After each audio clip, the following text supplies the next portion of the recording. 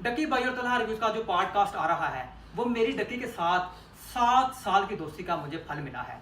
डकी भाई ने मुझे कहा कि जिस तरह तुमने बदला बदल के टाइम इल्ज़ाम अपने ऊपर लेके मुझे सरखरू किया था, इस बार भी तुम्हें इन सारे इल्ज़ामात को अपने ऊपर लेके मुझे सरखरू करना होगा और मैं तुम्हारे खिलाफ तलहा रिव्यूज़ का पॉडकास्ट में बहुत सी मन गढ़ कहानियाँ सुना के आया हूँ, गाड़ी की ऑडी की बातें करके आया हूँ, लंबी लंबी रजब भट्ट के खिलाफ बोल के आया हूँ।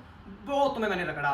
इस बार भी खुदा के लिए अगर तुम मेरे दोस्त हो तो चुप करके इल्ज़ाम अपने ऊपर लेके और मुझे इस दफ़ा भी सरखरू कर दो, ताकि मैं अपनी अगली वीडियो में शाम दरीस और बदला बदल को रगड़ा लगा के मैं वहाँ से सरखरू हो जाऊँ।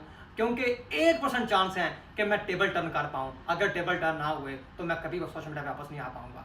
और डकी भाई की मुझे इस बात से दुख हुआ जब उसने मुझे कहा कि अगर तुमने कुछ रिस्पॉन्स किया या तुमने तलहा रिव्यूज़ से सुलह ना की तो मैं तुम्हारी सारी रिकॉर्डिंग वॉइस नोट मैं तुम्हारी हर चीज़ तलहा रिव्यूज़ को दूंगा। और तलहा रिव्यूज़ ने तुम्हारे पर वीडियो बना दी है जिसमें उसने AI जनरेटेड वॉइस नोट, और वो तुम्हारी फैमिली को टारगेट करेगा, वो तुम्हारे बिजनेस को टारगेट करेगा, वो तुम्हारे दोस्तों को टारगेट करेगा, वो तुम्हारी ऐसी वीडियो बनाएगा कि तुम किसी को मुंह दिखाने के काबिल नहीं रहोगे। जिस दोस्त के लिए मैं लड़ता रहा, जिसके लिए मैंने दिन रात नहीं देखा, जिसकी हर मुश्किल में उसके साथ खड़ा था, वो आज 7 साल बाद मुझे बदनाम करने के लिए मुझे ब्लैकमेल कर रहा है। खुदाया मैं क्या करूं। मेरे घर पुलिस आई होती, वो मेरे बाप को उठा के ले जाती। जिस बंदे ने मेरे साथ ये काम किया होता मैं मर जाता। खुदा की कसम, मैं मर्द का बच्चा हूं, मैं उसके साथ कभी सुलह ना करता।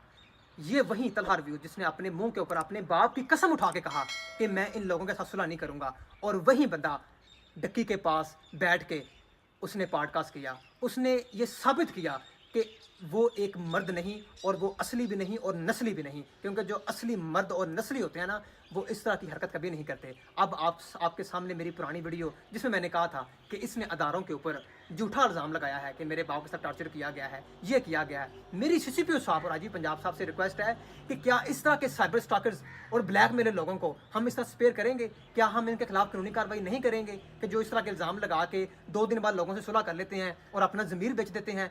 मैं रिक्वेस्ट करता हूँ पाकिस्तानी कौम से और अदारों से कि खुदाया इस तरह के नौसरबाज लोगों को स्पेयर ना करें। जी हाँ व्यूअर्स, तो अब तो नदीम नानी वाले भी जो हैं वो खुलकर आ गए हैं मैदान में कि डक्की ने मुझे धोखा दिया है। पहले तो उसने मुझे लड़वाता है, फिर बाद में मेरे पर ही इल्ज़ाम लगकर वो पीछे हट जाता है। नदीम नानी वाले का ये भी कहना था कि इससे पहले भी जितने भी केसेस हुए हैं सब में डक्की जो है वो शामिल होता था और वो सबसे ज़्यादा आगे होता था, लेकिन इस दफ़ा उसने मुझे आगे करके, मुझे बदनाम करके और ये वाली चीज़ें जो है वो मेरे सर पर कर दी हैं। उसके बाद अब ये लोग मुझे धमकाना शुरू हो गए हैं कि अगर मैंने तलहा रिव्यू से माफ़ी नहीं मांगी या उसका पीछा नहीं छोड़ा तो डक्की मेरी सारी बातों को एक्सपोज कर देगा, मेरी सारी रिकॉर्डिंग जो है वो दे देगा। जबकि इस तरह का कुछ भी नहीं है। मुझे पता है कि ये लोग AI जनरेटेड करके मेरी सारी वीडियोस को इस तरह से मिसयूज़ करने वाला है और मुझे फंसवाने वाला है। अब मैं क्या करूं, मुझे